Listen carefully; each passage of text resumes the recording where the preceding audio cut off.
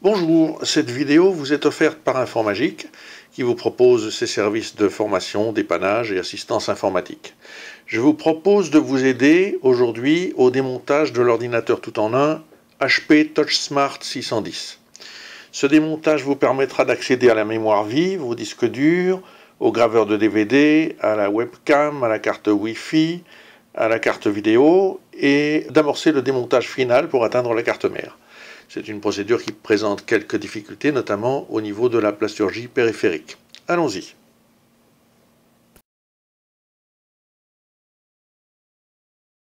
Commencez par placer l'ordinateur écran en dessous sur une surface plane.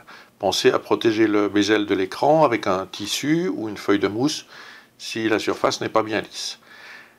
Déclipsez pour commencer les deux caches des vis fixant les plasturgies gauche et droite.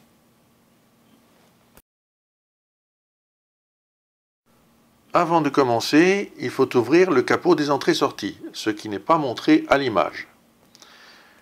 Pour chacune des plasturgies latérales, on dévisse cette vis, puis on la fait glisser vers l'intérieur. On peut alors les extraire facilement. Si vous devez remplacer le lecteur graveur de DVD, il faudra dévisser ces deux vis, puis déclipser le flanc droit, donc à gauche, vu de dos pour le démontage, à l'aide d'un tournevis plat. Pour les autres clips plus petits, vous pouvez utiliser le même tournevis avec précaution. La vis qui fixe le lecteur se trouve ici. Vous pourrez l'extraire ensuite assez facilement.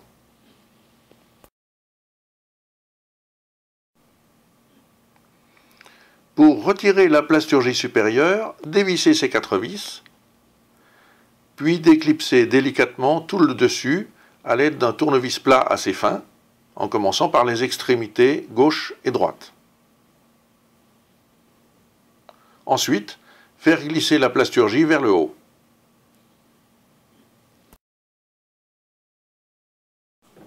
La protection plastique du bloc entrée-sortie se déclipse assez facilement. L'extraction du disque dur est très simple. Dévissez la vis pointée par cette flèche, puis, à l'aide de la poignée, faire glisser le disque hors de son connecteur dans ces directions. Ensuite, il suffira de dévisser les 4 vis du caddie pour libérer le disque proprement dit.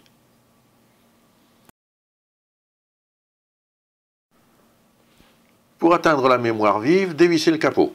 Attention, la vis étant différente des autres et en outre facile à perdre dans les interstices du boîtier, le mieux est sans doute de la conserver tout de suite en place à l'aide d'un morceau de ruban adhésif. Le capot bascule vers la droite sur des languettes, on l'extrait facilement. La mémoire vive peut être retirée également à ce stade. Si vous n'êtes pas habitué à retirer des barrettes de mémoire, vous avez un schéma sur l'étiquette jaune. Pour extraire chaque barrette, il suffit d'écarter simultanément les clips indiqués par les flèches. La barrette ressort en position oblique, il suffit alors de la retirer de son connecteur. Pour insérer une barrette, l'enfoncer bien à fond dans son connecteur, puis rabattre la barrette. Les clips se remettront automatiquement en place. Poursuivons le démontage. Il faut maintenant démonter la plasturgie périphérique du boîtier. Commencez par dévisser les 9 vis indiquées par ces flèches.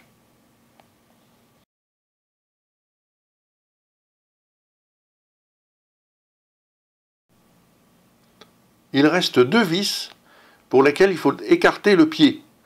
Pour cela, le faire coulisser sur ces glissières, impossible d'y arriver sans accrocher de l'autre main le dessus de l'écran. Il faut y mettre pas mal de force. Une fois le pied en position haute, on peut le bloquer avec une cale. On a utilisé ici un bout de tasseau de bois, un objet trop mou ne conviendra pas. Ensuite, on peut donc dévisser les 2 vis indiquées par ces flèches.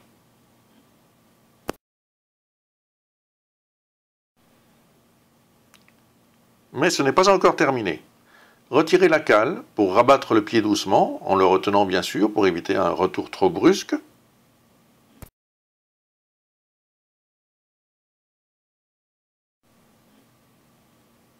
Ouvrez le capot des entrées-sorties. Il faut maintenant dévisser les deux vis du bloc des connecteurs.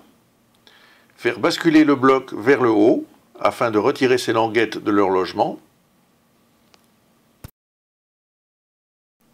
On débranche ces deux connecteurs. Les câbles des deux connecteurs doivent être extraits de dessous le pied et de leur gorge de passage vers la droite.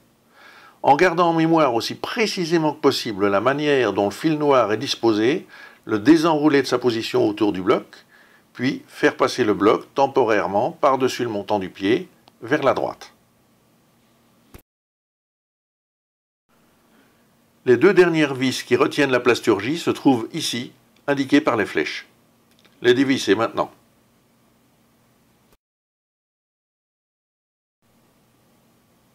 Puis rabattre le capot des entrées-sorties. Pour que le bloc de connexion puisse sortir, on est obligé de déclipser la garniture du pivot du pied. Il suffit de presser un petit peu dessus avec le doigt pour y arriver.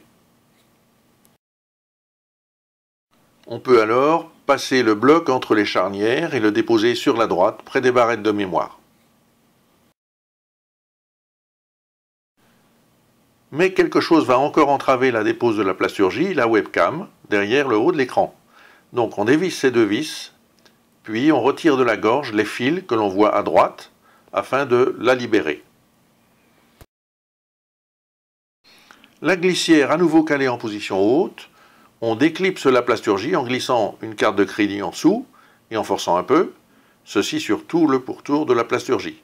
Si toutes les vis sont bien retirées, elle doit ensuite se désolidariser en insistant un peu. Pour retirer la plasturgie, il faudra encore dégager la webcam. On n'y arrivera pas sans retirer les deux connecteurs qui la relient à l'ensemble.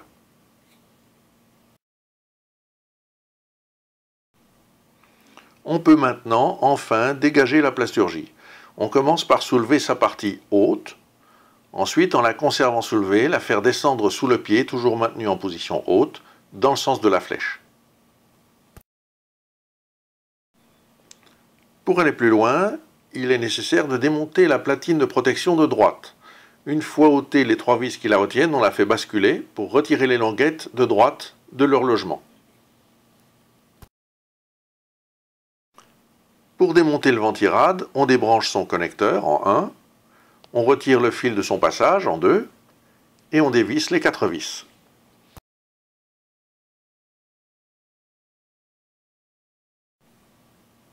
Le nettoyage du ventirad peut se faire très facilement à la bombe à air sec ou avec un pinceau léger.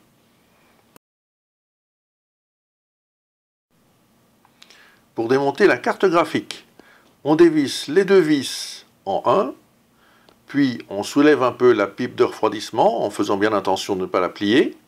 Il suffit de l'écarter d'1 centimètre, ça suffira.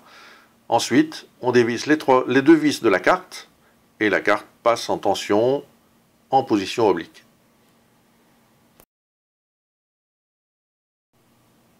On retire la carte de son connecteur en tirant dessus de manière bien rectiligne et en la faisant passer sous la pipe, bien sûr.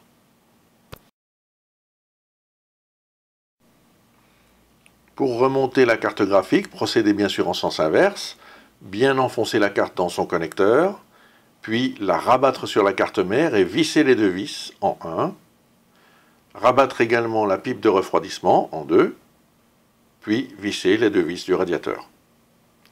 Nous avons décidé d'arrêter le démontage à ce stade.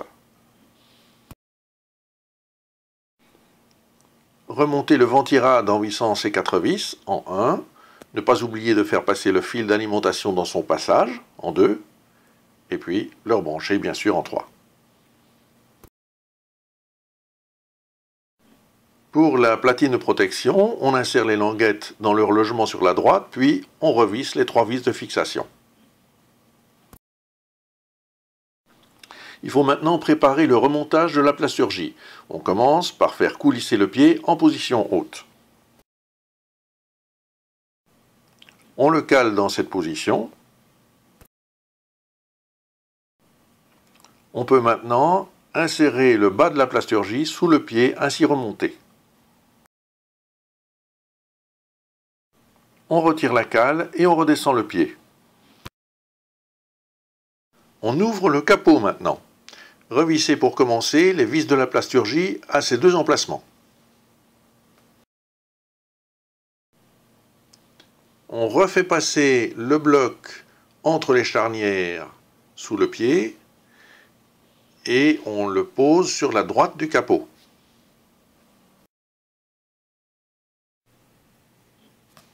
Rouvrir maintenant le capot, faire passer le fil noir dans la gorge à droite et faire également passer les câbles des connecteurs par la gorge en les insérant à partir de la droite. On réenroule le fil noir comme il l'était avant le démontage autour du bloc, puis on reconnecte les deux connecteurs.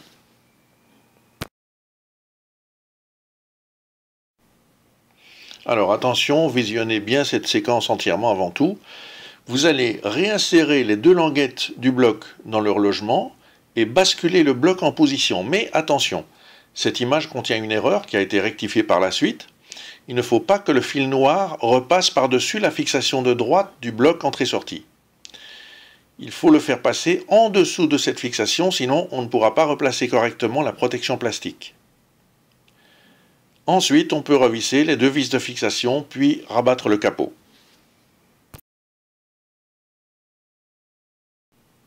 On peut maintenant replacer la webcam en la faisant passer par-dessus la plasturgie et rebrancher les connecteurs.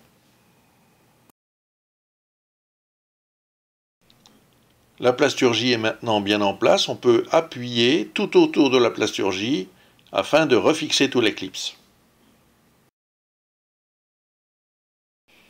On revisse les deux vis qui fixent la webcam et on guide le câblage des connecteurs dans le passage. Reclipsez aussi la protection des charnières du pied. Le pied en position haute, revissez les deux premières vis de la plasturgie. On revisse enfin les 9 vis finales.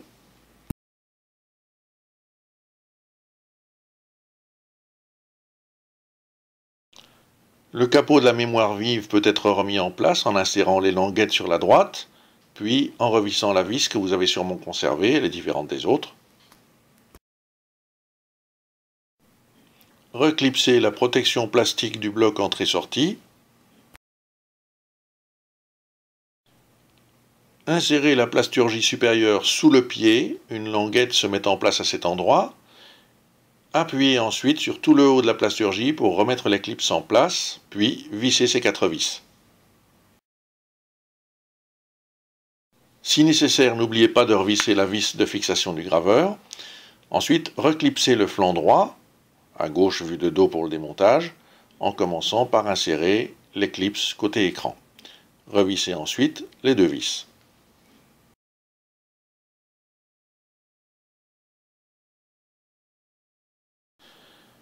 Ouvrez à nouveau le capot des entrées-sorties, il est fermé sur l'image, c'est une erreur de ma part.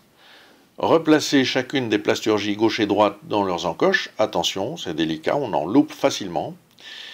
Si on la fait glisser sans avoir tout placé correctement ou si le capot n'est pas ouvert, on risque de bloquer le tout et c'est compliqué à débloquer. Quand tout est bien en place, la faire glisser vers l'extérieur. On peut ensuite revisser la vis de fixation.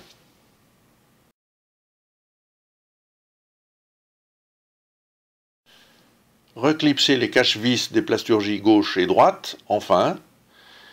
Commencez par insérer l'ergot supérieur, puis pressez l'inférieur en place.